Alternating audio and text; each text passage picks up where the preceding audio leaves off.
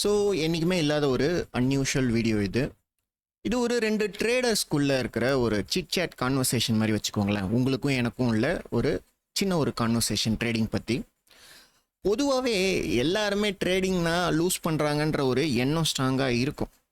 நான் அதை டினையும் பண்ணலை, அக்ரியும் பண்ணலை.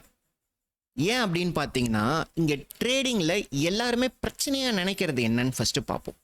எல்லாருமே தங்கிட்ட ஒரு நல்ல சிஸ்டம் இல்லைன்னு நினைக்கிறாங்க, ஓகேங்களா?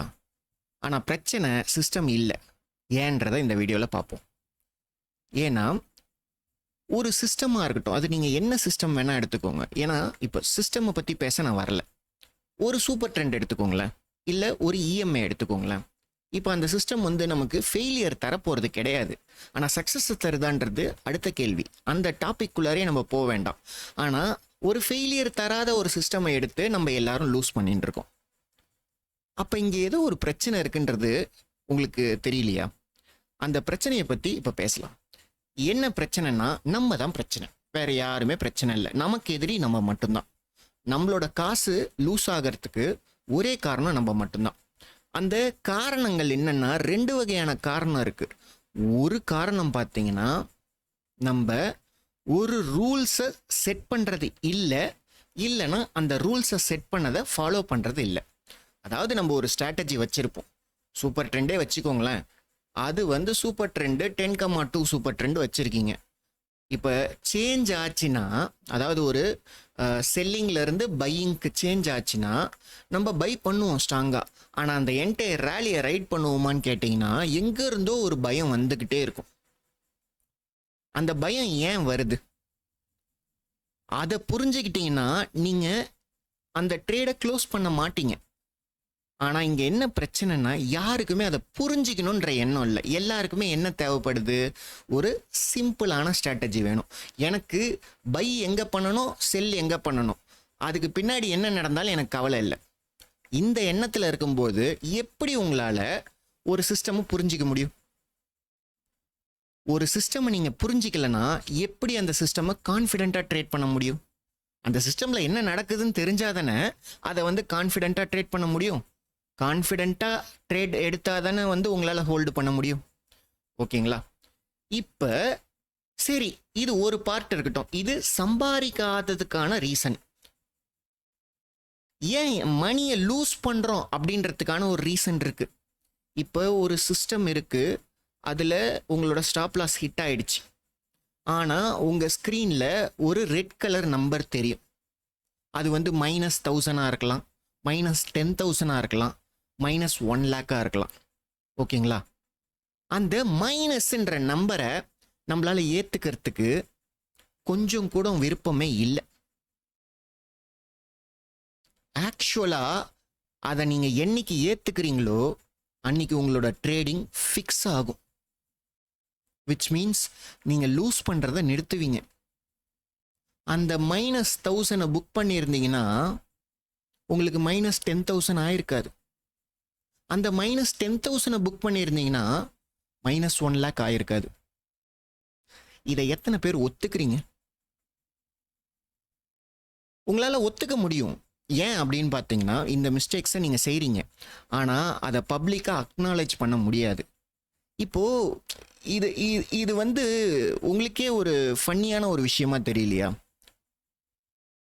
ஒரு ட்ரேடும் எடுக்கிறீங்க, அதுக்கு பின்னாடி ஒரு ரிஸ்க் இருக்க தான் செய்யுது. இதை எத்தனை பேர் ஒத்துக்கிறீங்கன்னு கேட்டிங்கன்னா யாருமே ஒத்துக்கிறது இல்லை. எல்லாருமே எதை நோக்கி ஓடுறீங்க தெரியுமா? நான் ஒரு ட்ரேட் எடுக்கணும், அது ஏன் டைரக்ஷனில் தான் போகணும். என்ன ஈகோவா சொல்லுங்க? உங்களே அறியாமல் நீங்கள் ஏதோ ஒரு மாய வழியில் போய் மாட்டிக்கிறீங்க. ட்ரேட் பண்ணி அது உங்களுக்கு ஒரு பெரிய சக்ஸஸை கொடுக்காது. இன்ஃபேக்ட் பெரிய லாஸை தான் கொடுக்கும். இதை யாருமே புரிஞ்சிக்கிறதே கிடையாது. எனக்கு அதுதான் ஒரு பெரிய வருத்தமாக இருக்குது. ஸோ அதனால தான் இந்த வீடியோ பேசணும்னு நினச்சேன். இப்போ ஒரு லாஸு வருது, அந்த லாஸை நம்ம ஏற்றுக்கணும். ஃபஸ்ட்டு அந்த லாஸை ஏற்றுக்கணுன்னா என்ன தெரியுமா பண்ணணும்? நான் இவ்வளோ பட்ஜெட் வச்சுருக்கேன், நான் ஒரு ட்ரேடில் இவ்வளோ ரிஸ்க் எடுக்க விரும்புகிறேன். காலையிலே முடிவு பண்ணிக்கணும். ஒரு ட்ரேட்ல நான் இவ்வளோ ரிஸ்க் எடுக்க விரும்புகிறேன், நான் இத்தனை ட்ரேட் பண்ணலான் இருக்கேன். அப்போ இத்தனை ட்ரேடு, அதாவது உதாரணத்துக்கு ஒரு 4 ட்ரேடு பண்ணலான் இருக்கேன். எனக்கு 4 ட்ரேடும் முடிஞ்சிருச்சுன்னா எனக்கு இவ்வளோ லாஸ் ஆகும். இப்போ இதை அப்படியே ஒரு நம்பராக பேசலாமே. ஒரு ட்ரேடுக்கு 1500 லாஸ் பண்ணுறேன். 4 ட்ரேட் எடுக்கலான்னு விரும்புகிறேன். ஒரு நாளைக்கு 6000 ரிஸ்க் பண்ணலான் இருக்கேன். ஸோ இதை ஃபஸ்ட்டு ஃபிக்ஸ் பண்ணுங்க. கேபிட்டலை 50,000 உள்ள எடுத்துகிட்டு வராதீங்க, 56,000 எடுத்துகிட்டு வாங்க. அந்த 6000 போச்சுன்னா உங்களோட கேபிட்டல் ப்ரிசர்வ் ஆயிடுச்சுன்னு நினச்சிக்கோங்க. அந்த 6000 நீங்கள் லூஸ் பண்ணுற மணியாக எடுத்துக்கோங்க. புரியுதா? ஸோ அந்த 6000 உங்களுக்கு போல உங்களுக்கு இன்னைக்கு 56,000 உள்ளே வந்தீங்க. ஆனால் உங்களை பொறுத்த வரைக்கும் அது 50,000 தான் உள்ளே வந்திருக்கீங்க. ஒருவேளை இன்னைக்கு எண்ட் ஆஃப் த டேல 54,000 இருந்ததுன்னா 4,000 நீங்கள் சேவ் பண்ணுறீங்கன்னு நினச்சிக்கோங்க. இன்னைக்கு 6,000 லூஸ் பண்ணலான்னு வந்தேன், ஆனால் 2,000 தான் லூஸ் பண்ணியிருக்கேன். என்கிட்ட இன்னும் 4,000 இருக்கு. ஸோ நாளைக்கு நான் 6,000 லூஸ் பண்ண வேண்டாம், அடிஷ்னலாக 2,000 மட்டும் போட்டால் போதும், நாளைக்கான ரிஸ்க் கேபிட்டல் வந்துடும். இங்கே பிரச்சனை என்னன்னா உங்களோட கேபிட்டல் கிடையாது, உங்களோட ரிஸ்க் கேபிட்டல் எவ்வளோன்றது உங்களுக்கு தெரியாதது தான், நீங்கள் ஃபிக்ஸ் பண்ணாதது தான். நீங்கள் மட்டும் உங்களோட ரிஸ்க் கேபிட்டல் எவ்வளோன்றதை ஃபிக்ஸ் பண்ணிவிட்டு ட்ரேட் பண்ணி பாருங்கள். நீங்கள் இதை எல்லாரும் எப்படி தெரியுமா எடுத்துக்கிறீங்க, ஏதோ இது ஒரு நெகட்டிவிட்டி அப்படின்னு எடுத்துக்கிறீங்க. அப்படி கிடையாதுங்க. இது ஸ்டாப் லாஸ்ன்றதை என்ன தெரியுமா, ஸ்டாப் யுவர் பெயின் தான். ஸோ உங்களோட பெயினை ஸ்டாப் பண்ணுறது தான் ஸ்டாப் லாஸ். அதை விட்டுட்டு நம்ம என்ன பண்ணுவோம்னா, இப்போ இந்த மாதிரியான பிளானோட உள்ளே வரலைன்னா, எவ்வளோ நான் லூஸ் பண்ண ரெடியாக இருக்கேன், எவ்வளோ ரிஸ்க் எடுக்க ரெடியாக இருக்கேன்றது அந்த பிளானோட வரலைன்னா என்ன ஆகும்னா, நீங்கள் அன்லிமிட்டடாக ரிஸ்க் எடுத்துகிட்டு இருப்பீங்க. ஏன் ரிஸ்க் எடுப்பீங்கன்னா, ஹோப். உங்களோட சிஸ்டமில் எப்பயோ அந்த ட்ரேடு லூஸ் ஆகிட்டு இருக்கும், க்ளோஸ் பண்ண சொல்லிட்டு இருக்கும். ஆனால் நீங்கள் க்ளோஸ் பண்ணாமல் ஒரு ஹோப்பில், ஒரு பிலீவில், நான் நம்புகிறேன் இந்த ட்ரேடு மறுபடியும் மேலே வரும் அப்படின்ட்டு சும்மாவே உட்காந்துட்டு இருப்பீங்க, லாஸை வெறிக்க ஸ்க்ரீனில் பார்த்துக்கிட்டு. இங்கே தான் மோஸ்ட் ஆஃப் த பீப்புள், ஏன் அந்த செபிலாம் 91% ஆஃப் த பீப்புள் லாஸ் பண்ண ரெடியாக லாஸ் பண்ணுறாங்க ஆப்ஷனில் அப்படின்னு சொல்கிறாங்கல்ல, அதுக்கு என்ன காரணம்? ஒரே ஒரு காரணம் தான். யாருக்குமே தான் ₹1 கூட இழந்துடக்கூடாதுன்ற ஒரு எண்ணத்தோட ஸ்டாக் மார்க்கெட்டுக்குள்ளே வரீங்க. ஆனால் யாருமே தான் இவ்வளோ ரிஸ்க் எடுக்க போகிறோம், இந்த ரிஸ்க் வந்துச்சுன்னா நான் இன்னைக்கு நிறுத்திக்கிறேன் அப்படின்னு வர்றதே கிடையாது. இதுதான் பிரச்சனை. இது மட்டும் பிரச்சனை கிடையாது, இன்னொரு பிரச்சனையும் இருக்கு. இப்போ உங்களுக்கு ஒரு ஸ்ட்ராட்டஜி இருக்கு, அந்த ஸ்ட்ராட்டஜி மேலே புரிதல் இல்லை. ஏன்னா அது என்னன்றதை தெரிஞ்சுக்கணுன்றது உங்களுக்கு ஆர்வம் கிடையாது. அப்படி இல்லைன்னா உங்களுக்கு சொல்லி தர்றவங்க இந்த இடத்துல பை பண்ணு, இந்த இடத்துல செல் பண்ணுன்னு ஒரு ரூல்ஸை தான் சொல்லி தருவாங்க. பிரச்சனையே அங்கே தான் ஆரம்பிக்குது. உங்களுக்கு உங்களோட ஸ்ட்ராட்டஜி ஒரு ரூல்ஸாக கண்ணுக்கு தெரிஞ்சுதுன்னா நீங்கள் அதை ஃபாலோ பண்ண மாட்டீங்க. ஏன்னா மனிதனுக்கு ஒரு ரூல்ஸை ஃபாலோ பண்ணுறதுக்கெலாம் அதுக்கு மனிதன் இல்லை. உங்களுக்கு அது புரிஞ்சிருக்குன்னு நினைக்கிறேன். ஒரு ரூல்ஸை செட் பண்ணிட்டீங்கன்னா நம்ம அப்படியே ஃபாலோ பண்ணுறதுக்கு நம்ம என்ன மிஷினா? கொஞ்சம் யோசிச்சு பாருங்க. ஆனால் இதே மனுஷன் எதை ஃபாலோ பண்ணுவான்னா எமோஷன்ஸை ஃபாலோ பண்ணுவான். ஸோ அதனால தான் நீங்கள் ஹோப்புன்ற எமோஷனில் லாஸ் பண்ணுறதை நிறுத்துறீங்க. அப்போ இந்த எமோஷனை ஃபாலோ பண்ணுன்றத அட்வான்டேஜாக நீங்கள் எடுத்துக்கணுன்னா நீங்கள் என்ன பண்ணணும்னு நான் சொல்கிறேன் பாருங்கள். ஒரு சிஸ்டமை எங்கே பை பண்ணணும், எங்கே செல் பண்ணணும்னு தெரிஞ்சு வச்சுக்கிறது முக்கியம் இல்லை. ஒரு சிஸ்டம்க்கு பின்னாடி என்ன நடக்குதுன்றதை தெரிஞ்சு வச்சுக்கணும்.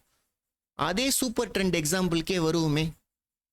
ஸோ சூப்பர் ட்ரெண்டை பொறுத்த வரைக்கும் அது என்ன அப்படின்னு பார்த்தீங்கன்னா, 10,2 சூப்பர் ட்ரெண்ட்னா 10 கேண்டிலோடைய ஹைலோ ஆவரேஜை எடுக்குது. ஓகேங்களா? 2னா அதை 2 மடங்காக கீழே லைன் வரையுது புல்லிஷ் ட்ரெண்டில் இருக்கும்போது. ஒரு ஆவரேஜ் கேண்டிலோடைய 2 மடங்கு வேல்யூவை அது கீழே போகும்போது, ஒரு டவுன் சைடில் போகும்போது அது என்ன சொல்ல வருதுன்னா, ஓகே ஒரு ஆவரேஜ் கேண்டிலோட பெரிய கேண்டில் மூவ்ஸ் நடக்குது, அது வேற ஒரு டைரக்ஷனில் போகுது, அப்போ அந்த டைரக்ஷன் தான் அது ஒர்க் ஆகுது அப்படின்னு நினச்சிக்கிட்டு அது என்ன பண்ணுன்னா அந்த புல்லிஷை கட் பண்ணிட்டு பியரிஷை போடும். யாருமே சூப்பர் ட்ரெண்டை இப்படி பார்க்க மாட்டீங்க. அதை விட்டுட்டு அதில் வந்து அது க்ரீன் கலர் வந்துச்சுன்னா புல்லு, ரெட் கலர் வந்துச்சுன்னா பியர். இதையே வந்து விதவிதமாக வந்து இண்டிகேட்டர், அந்த செல் பை செல்லில் வந்து விதவிதமாக இண்டிகேட்டர் போட்டு கொடுக்குறவங்களும் நிறையா பேர் இருக்காங்க. ஸோ நீங்கள் அந்த இண்டிகேட்டரை ஃபாலோ பண்ணும்போது பிரச்சனை வரும். இப்போ இங்கே என்ன பிரச்சனைனா, நீங்கள் இண்டிகேட்டரை வச்சு ட்ரேட் பண்ணுறது பிரச்சனை இல்லை, அந்த இண்டிகேட்டர் என்னத்தை உங்களுக்கு சொல்லுதுன்ற புரிதலே இல்லாமல் அதை பிளைண்டாக ஃபாலோ பண்ணுறது தான் பிரச்சனை. இந்த பிரச்சனையை சால்வ் பண்ணீங்கன்னா உங்களுடைய ட்ரேடிங் ஃபிக்ஸ் ஆகும். ஸோ உங்ககிட்ட இருக்கிறது 2 பிரச்சனை. ஒன்று, எவ்வளோ ரிஸ்க் எடுக்கணுன்றதே இல்லாமல் அதை ப்ரிப்பரே பண்ணாமல் கண்மூடித்தனமாக உள்ளே வர்றது, அது ஒரு பிரச்சனை. அதுதான் மேஜர் பிரச்சனை, பெருசாக லூஸ் ஆகிறதுக்கு. ஆனால் ஒவ்வொரு ட்ரேட்லேயும் ப்ராஃபிட்டே வராமல் இருக்கிறதுக்கு காரணம் என்ன தெரியுமா? நீங்கள் ஒரு சிஸ்டமை புரிஞ்சிக்காம கண்மூடித்தனமாக அந்த சிஸ்டமை ட்ரேட் பண்ணுறது. ஸோ இதை 2த்தையும் ஃபிக்ஸ் பண்ணிங்கன்னா உங்களுடைய லாஸ் தடுக்கப்படும். அதே சமயத்தில் உங்ககிட்ட இருக்கக்கூடிய சிஸ்டம் ஹை ப்ராபபிலிட்டி சிஸ்டமாக இருந்ததுன்னா, இல்லை நீங்கள் எடுக்கக்கூடிய ரிஸ்க் ₹1 ரிஸ்க்குக்கு ₹1.5 இல்லை ₹2 ப்ராஃபிட் தரக்கூடிய ஒரு சிஸ்டமாக இருந்ததுன்னா, அந்த சிஸ்டம் கன்சிஸ்டண்ட்டாக உங்களுக்கு ப்ராஃபிட் தர ஆரம்பிக்கும். இந்த இடத்துல நான் கன்சிஸ்டண்ட்டான்ற வார்த்தையே தப்புன்னு கூட நான் சொல்லுவேன். ஏன்னா ஸ்டாக் மார்க்கெட்டில் என்ன பிரச்சனைன்னு நான் சொல்கிறேன் பாருங்க. ஸ்டாக் மார்க்கெட்டில் எதையுமே ப்ரிடிக்ட் பண்ண முடியாது, யாராலையுமே ப்ரிடிக்ட் பண்ண முடியாது. ஏன் அப்படின்னு பார்த்தீங்கன்னா, 2 பேர் சண்டை போட்டுக்கிறான்.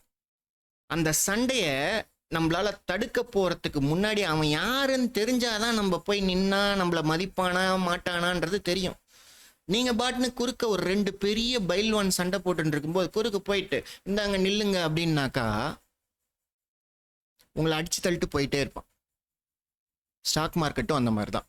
ஸ்டாக் மார்க்கெட் மேலே ஒரு சின்ன புரிதல் இல்லைன்னு வச்சுக்கோங்களேன்.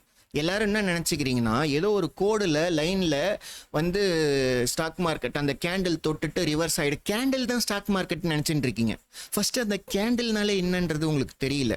அதுக்காக நான் கேண்டில் ஸ்டிக்கை போய் படிங்கன்னு நான் சொல்ல மாட்டேன். நீங்கள் கேண்டில் ஸ்டிக்கை படித்தாலும் சரி, பிவோட்டை படித்தாலும் சரி, சிபிஆரை படித்தாலும் சரி, எதுவுமே யூஸ் இருக்காதுன்றதை தான் நான் சொல்கிறேன்.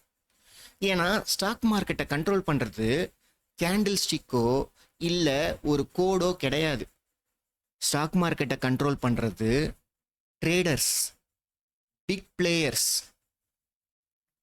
இப்போ ரீசெண்டாக இந்த யூடியூப்லேயும் இன்ஸ்டாகிராம்லேயும் அவன் யூஸ் பண்ணுறான் பார்த்தீங்களா ஒரு வார்த்தை, என்னன்னே தெரியாமல் இன்ஸ்டிடியூஷனல் ட்ரேடர்ஸ் அது இதுன்ட்டு. அந்த இன்ஸ்டிடியூஷன் FIIDII தான் மார்க்கெட்டை கண்ட்ரோல் பண்ணுது. ஏன்னா அவங்க கிட்ட தான் பெரிய பணம் இருக்குது. ஏன்னா அவங்க ஒரு மார்க்கெட் ஆர்டர் போட்டால் தான் எல்லா லிமிட் ஆர்டரும் கேப்சர் ஆகும். அதுதான் சப்ளையை அப்படியே அக்செப்ட் பண்ணுறது, டிமாண்டை கிரியேட் பண்ணுறது, இந்த மாதிரி கான்செப்டுக்குள்ளே எல்லாமே வரும். நம்மளால் ஒரே ஒரு புள்ளியை கூட நவுத்த முடியாது. இதை நம்ம புரிஞ்சுக்கணும். அதனால தான் மோஸ்ட் ஆஃப் த சிஸ்டம் வேலை செய்கிறது இல்லை. நேற்று R1 சப்போர்ட் எடுத்தது இன்னைக்கு R1 சப்போர்ட் எடுக்காததுக்கு காரணம், ஏன்னா R1ன்றது ஒரு வேல்யூவே கிடையாது. அது உங்களுக்கு புரிஞ்சா சரி. அந்த இடத்துல அந்த R1 நேற்று ஒர்க் ஆச்சுன்னா அதுக்கு என்ன காரணம்னா, அந்த இடத்துல இன்ஸ்டிடியூஷன் பை பண்ணியிருக்கான்னு அர்த்தம். ஸோ அந்த இன்ஸ்டிடியூஷனை புரிஞ்சிக்காம, இன்ஸ்டிடியூஷனல் மூவ்ஸை புரிஞ்சிக்காம நம்ம ட்ரேட் பண்ணாக்கா லாஸ் தான் வரும். உங்கள் சிஸ்டம் பர்டிகுலராக இன்ஸ்டிடியூஷனல் மூவ்ஸை கேப்சர் பண்ணக்கூடிய சிஸ்டமாக இருக்கணும். இன்னொன்று நீங்கள் சொல்லலாம், EMA 20 EMA அப்படியே சப்போர்ட் எடுத்து போயிட்டே இருக்குது அப்படி இப்படின்னு நீங்கள் என்ன கதை வேணால் சொல்லலாம். இதெல்லாம் இன்ஸ்டிடியூஷன் யூஸ் பண்ணுறாங்கன்னு சொல்லலாம். அதனால் நம்ம பார்த்தோமா, இன்ஸ்டிடியூஷன் யூஸ் பண்ணுறான்னு நம்ம பார்த்தோமா? சொல்லுங்கள். அவங்க ட்ரேட் பண்ணுறது எதை வச்சு ட்ரேட் பண்ணுவாங்கன்னு எனக்கு தெரியும். ஏன்னா ஆஸ் அன் இன்ஸ்டிடியூஷனல் ப்ரோக்ராமராக அவங்களுக்கு ப்ரோக்ராம் எழுதி தரும்பொழுது நாம் பார்க்கக்கூடிய விஷயம் என்னென்னா, அவங்க எதை ஃபோக்கஸ் பண்ணுறாங்கன்னா ஆர்டர் புக்ஸை ஃபோக்கஸ் பண்ணுறாங்க. ஸோ எவ்வளோ ஆர்டர் க்ரியேட் ஆகிருக்கு, எனக்கு நான் எவ்வளோ டிப்ளாய் பண்ணணும்னு நினைக்கிறேன், அதை டிப்ளாய் பண்ணால் நான் பை பண்ணணும்னு நினைக்கிற அந்த வால்யூம் செல் பண்ணுறதுக்கு எல்லாரும் ரெடியாக இருக்காங்களா, அப்படி இல்லைன்னா அவங்கள என்னத்தை பயன்படுத்தி செல் பண்ண வச்சு அதை நம்ம வாங்கிட்டு போகிறது, இல்லை ஏற்கனவே ஏகப்பட்ட லிக்விடிட்டி இருந்தால் நம்மளும் எப்படி வாங்கிறது, ஒரு இடத்துல விற்கும் பொழுது எப்படி நம்ம கிட்ட இருக்கிற விஷயத்த இன்னொருத்தவனை வாங்க வைக்கிறது, தனக்குத்தானே ஒரு எக்ஸிட்டை எப்படி கிரியேட் பண்ணிக்கிறது, இந்த மாதிரி பெரிய பெரிய பெரிய ப்ராப்ளம்ஸை ஃபேஸ் பண்ணுறது தான் ஒரு இன்ஸ்டிடியூஷனோடைய ட்ரேடிங் ஸ்டைலாக இருக்கும். அதுக்கு சொல்யூஷனாக தான் என்கிட்ட கோட் பண்ண வருவாங்க. ஸோ நான் ஒன்றும் அப்படியே ஒரு கம்பெனி, ஒரு பெரிய இன்ஸ்டிடியூஷன் கீழே வேலை செய்கிறேன்லாம் இல்லை. நான் ஒரு கோஸ்ட் கோடர் தான். ஸோ நான் எந்த கம்பெனிக்கு வேலை செய்கிறேன்னு எனக்கும் தெரியாது, எந்த கம்பெனிக்கு வேலை செய்கிறேன்னு என்னால் உங்ககிட்ட சொல்லவும் முடியாது, ஏன்னா என்டிஏ அக்ரிமெண்ட்டில் இருப்பேன். ஸோ இந்த நாலேஜை வச்சு தான் நான் இதெல்லாம் பேசுகிறேன்றத உங்களுக்கு சொல்லணுன்றதுக்காக தான் இந்த பாயிண்ட்டையே நான் சொல்கிறேன். ஏன்னா நான் ஏதோ உளறிட்டு போகிறேன்னு நீங்கள் நினச்சிடக்கூடாது. ஸோ ஒரு இன்ஸ்டிடியூஷனுக்கு என்ன தேவை? லிக்விடிட்டி தேவை. இந்த லிக்விடிட்டின்ற வார்த்தையை யாராவது சொல்லிட்டாங்கன்னா அது அப்படியே அதுதான் உண்மைன்னு நம்பிடாதீங்க. ஸோ லிக்விடிட்டியை கண்டுபிடிக்கிறது ஒரு ஆர்ட், லிக்விடிட்டியை கிராப் பண்ணுறது ஒரு ஆர்ட், லிக்விடிட்டியை ட்ராப் பண்ணிட்டு நம்ம கிராப் பண்ணிட்டு நம்ம மூவ்ஸை எடுத்துகிட்டு போகிறது ஒரு ஆர்ட். இதெல்லாம் தான் பெரிய பிளேயர் செய்கிறாங்க. அதுக்காக நீங்கள் என்ன புரிதலுக்கு வந்துடக்கூடாதுன்னா, அவங்க ஏதோ உங்களை மேனிப்புலேட் பண்ணுறாங்க, ஸ்டாக் மார்க்கெட்டை மேனிப்புலேட் பண்ணுறாங்கன்னெலாம் நீங்கள் அதை எடுத்துகிட்டு வரவே கூடாது.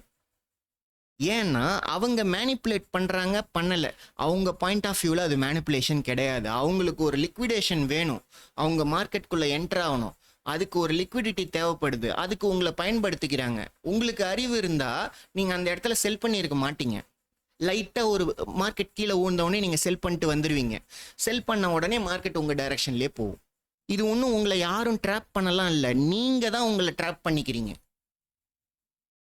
அந்த புரிதலும் யாருக்கும் இல்லை, அதை அக்செப்ட் பண்ணிக்கிறதுக்கு தயாரான ஒரு மனநிலையிலையும் நம்ம இல்லை. ஏன்னா இழந்தது என் பணம், என்ன காரணம் சொல்ல என்னால் முடியாது. எவனையாவது ஒருத்தவனை காரணம் சொன்னாதான் எனக்கு மனசு அடங்கும். அது ஒரு விதத்தில் சரிதான்னு வச்சுக்கோங்களேன். ஆனால் லாங் டேர்மில் ட்ரேடிங்க்கு அது செட் ஆகாதுன்னு நான் சொல்ல வரேன். ஏன்னா அந்த டைமில் உங்களுக்கு ஏதோ பிபிக்கு ஏறி டென்ஷன் ஆகி உடம்பை கெடுத்துக்கிறத விட எவன் பேர்லேயோ ஒரு காரணத்தை சொல்லிட்டு போயிடலாம். ஆனால் சொல்லிட்டு போஸ்ட் மார்க்கெட்டில் உட்காந்து நம்ம உண்மையாக சிந்திக்கணும் எதனால் இது ஆச்சுன்ட்டு. ஸோ இப்போ இந்த மாதிரி ஒரு ஹை ப்ராபபிலிட்டி சிஸ்டம் என்னன்றதை நாளைக்கு வீடியோவில் நம்ம பார்ப்போம், ஓகேங்களா? ஸோ நாளைக்கு வீடியோவில் நம்ம என்ன போட போகிறோம் சண்டே அப்படின்னு பார்த்தீங்கன்னா, ஒரு ஹை ப்ராபபிலிட்டி சிஸ்டம். இந்த இன்ஸ்டிடியூஷன்ஸு எங்கெல்லாம் வராங்க, அவங்க எவ்வளோ வால்யூம்ஸை கேப்சர் பண்ணியிருக்காங்க, ஸோ அவங்களுடைய ஹார்ட் பீட் என்னன்றதை நம்ம பார்க்க போகிறோம். அது என்ன சம் ஹார்ட் பீட்டுன்னு கேட்டிங்கன்னா, அவங்க உயிரோடு இருக்காங்களா இல்லையா சிஸ்டமில் அப்படின்றத தெரிஞ்சுக்கிட்டு தான் நம்ம ட்ரேட்லேயே என்டர் பண்ணணும். ஸோ அவங்க உயிரோடு இருக்காங்களா இல்லையான்ற இந்த ஹார்ட் பீட்டை பார்க்க போகிறோம். ஸோ இந்த மாதிரி ஒரு பயங்கரமான இன்ட்ரெஸ்டிங்கான வீடியோ நாளைக்கு வருது. ஸோ அந்த வீடியோவை நீங்கள் கட்டாயம் ஸ்கிப் பண்ணாமல் பாருங்கள். இந்த வீடியோவையும் நீங்கள் ஸ்கிப் பண்ணாமல் பார்த்துருப்பீங்கன்ற நான் நம்பிக்கையோடு தான் இந்த வீடியோவை நான் முடிக்கணும்னு நினைக்கிறேன். ஸோ ஒரு இன்ஸ்டிடியூஷனல் கோடராக அந்த இன்ஸ்டிடியூஷனோட தாட் ப்ராசஸ் எப்படி இருக்குன்ட்டு நான் புரிஞ்சுக்கிட்ட ஒரு சின்ன விஷயத்த உங்களுக்கு ஷேர் பண்ணணும்னு நினைக்கிறேன். ஸோ மறக்காமல் நாளைக்கு வீடியோவை பாருங்கள். இந்த சேனலை சப்ஸ்கிரைப் பண்ணுறதுனா பண்ணிக்கோங்க. முக்கியமாக நாளைக்கு போடக்கூடிய இன்ஃபர்மேஷன் ரொம்ப முக்கியமானது. ஸோ நோட்டிஃபிகேஷன் வரட்டும், பெல் பட்டனை ப்ரெஸ் பண்ணிக்கோங்க. இந்த கண்டென்ட் உண்மையாலுமே உங்களுக்கு பிடிச்சிருந்தா மட்டும் லைக் கொடுங்க, இல்லைனா டிஸ்லைக் கூட பண்ணுங்கள். அதே மாதிரி உங்கள் தாட் ப்ராசஸை கமெண்ட்டில் போடுங்க. ஜஸ்ட் ஒரு கான்வர்சேஷனை பில்டு பண்ணுங்களேன். ஏன்னா நான் பேசிட்டேன் உங்கள் கூட, நீங்கள் பேசுகிறத நான் கேட்கணும்னு நினைக்கிறேன். ஸோ உங்களுக்கு என்ன தோணுதோ அதை கமெண்ட்டில் சொல்லுங்கள். தேங்க்யூ.